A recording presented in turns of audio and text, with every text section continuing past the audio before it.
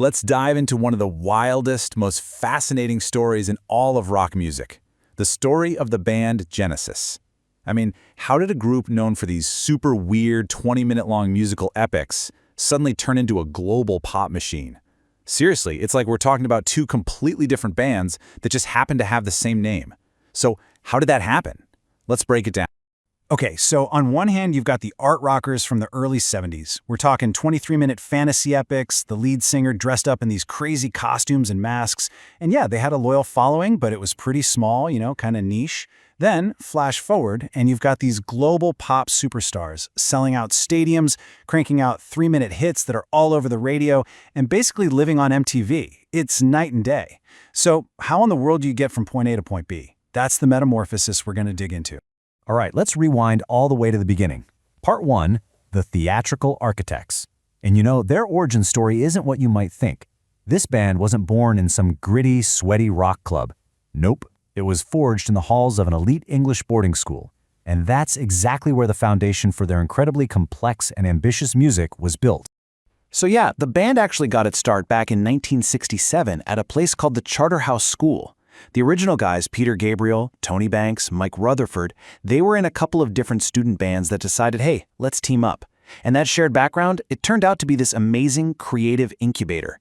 They already had this incredible work ethic and a shared musical language, which meant they could just focus on writing these amazing songs to, as they put it, escape the constraints of school life. But right away, there's a problem. Their very first producer, a guy named Jonathan King, had actually gone to the same school. He signed them, he even gave them the name Genesis. But his vision for them, it was completely different from their own.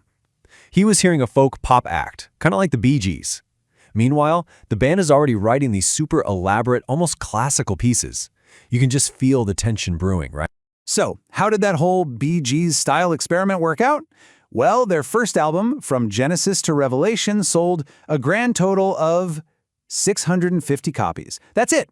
To make things even worse, the producer had added all these string arrangements without even telling them, and then some record stores actually filed the album under religious music by mistake.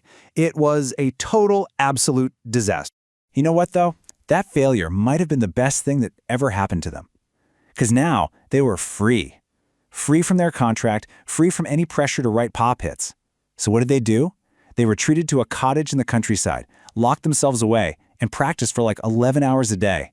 And this is where they finally hammered out their true sound. These long, complex, multi-part songs that would become the absolute blueprint for their entire prog rock era. And by 1971, this is what they looked like, the classic lineup that would make them famous. You had Peter Gabriel, the super charismatic theatrical frontman. Tony Banks was the architect on keyboards, creating these huge sonic landscapes. Mike Rutherford was holding it all down on bass and guitar. And then they added two new guys who were absolutely crucial. Steve Hackett on guitar, who brought all these new, innovative sounds, and a young, powerhouse drummer who could also sing backup, some guy named Phil Collins. Once that lineup was set, they just went on this incredible creative tear. You can just see the evolution here. It starts with the kind of dark, surreal stories on nursery crime. Then comes Foxtrot, which has the absolutely massive 23-minute epic Supper's Ready. By 73, Selling England by the Pound makes them huge stars in the UK, and this whole period peaks with their most ambitious project ever, the sprawling, gritty, double-concept album The Lamb Lies Down on Broadway in 1974. And live on stage, that's where it all really clicked. Peter Gabriel wasn't just singing the songs, he was living them. He'd wear these bizarre, incredible costumes and masks. One minute he's a flower, the next he's some creepy old man, and he'd physically act out the stories. It was less like a rock concert and more like this unforgettable night at the theater. But that massive tour for the Lamb took its toll. There were creative tensions, Gabriel wanted to do his own thing, and then the bombshell. In 1975, he quit the band, and for pretty much everyone watching, that was it. The visionary frontman was gone. How could Genesis possibly survive? And that question leads us right into part 2, the unlikely superstars. Because what happened next? Well, it's something that absolutely no one, and I mean no one, saw coming. Instead of just fading away, Genesis was about to regroup and launch into the single most successful period of their entire career.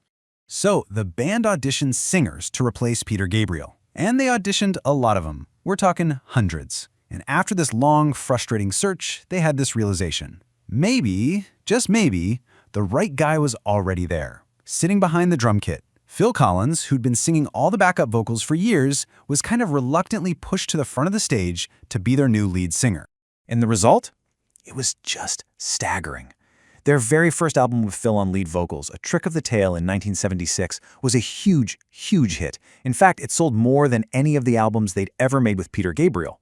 That was the moment. It proved that the magic of Genesis wasn't just about one guy up front. It was baked into the DNA of the band's songwriting. And from there, the change just picked up speed. After Steve Hackett left, the core trio of Banks, Collins, and Rutherford really tightened up their sound. You can hear it start with Follow You, Follow Me in '78. That's their first real international pop hit. Then comes the album Duke in 1980, which is this perfect blend of their old prog style and these super catchy singles. And it all just builds and builds until the explosion of 1986's Invisible Touch, the album that made them one of the biggest bands on earth. And this chart just puts it all into perspective. I mean, look at this. Take a classic from their prog era, Selling England by the Pound. How many top 5 hits in the US? 0. Okay, how about their first big album with Phil Collins? Also 0. Then you jump to Invisible Touch in 1986, and they had 5 top 5 singles from one album. That is just an insane level of commercial dominance. So what was the secret sauce here? Well, a huge part of it was that they just fully embraced the new technology at the time. They leaned right into the sounds of the 80s, those digital synthesizers and that massive booming drum sound that Phil Collins basically helped invent, and their live shows were just as high-tech. They were one of the very first bands to invest in this revolutionary lighting system that completely changed how a giant stadium rock show could look and feel. And that takes us to our final part, Part 3, an enduring legacy. I mean, when you've reached that peak, when you're one of the biggest bands in the world, what's next? Where do you even go from there? Well, they decided to go out on their own terms. After decades and decades, they put together their final farewell tour in 2022. And these numbers just show you how much they still meant to people. They played 47 shows and pulled in over $100 million. I mean, their power to fill an arena was still there, right up to the very end. And that final tour was by all accounts just incredibly emotional. Phil Collins, who was dealing with some serious health issues, performed the whole thing sitting in a chair, while his son Nick absolutely crushed it on the drums. And then for this perfect full-circle moment, at their very last show in London, their old friend, the band's original frontman, Peter Gabriel, was right there in the audience, watching them take their final bow. So when you really step back and look at this whole 55-year journey, what's the big takeaway? It's that those two different versions of Genesis, the prog band and the pop band, they actually had more in common than you'd think. They always kept that complex songwriting, even in their biggest pop hits. They were always innovators with their live shows, just in different decades. They served as a launchpad for two of rock's biggest solo careers. And in the end, they just had this incredible, rare talent for survival, and more than anything else, reinvention. So, were they progressive rock innovators, or were they commercial pop hitmakers? The real answer, and the thing that makes the legacy of Genesis so unique, is that they weren't one or the other.